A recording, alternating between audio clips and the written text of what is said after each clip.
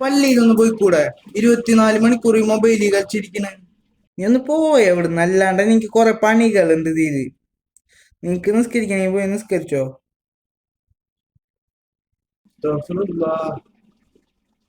അത് പ്രശ്നമില്ല. എന്തപ്പ ചെയ്യാ?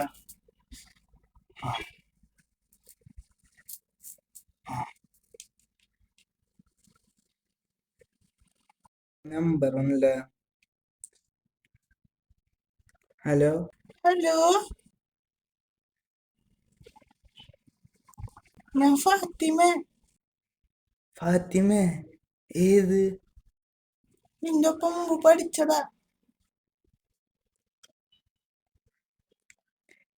ഫാത്തിമ ഇപ്പൊ എന്ത് ചെയ്യാ?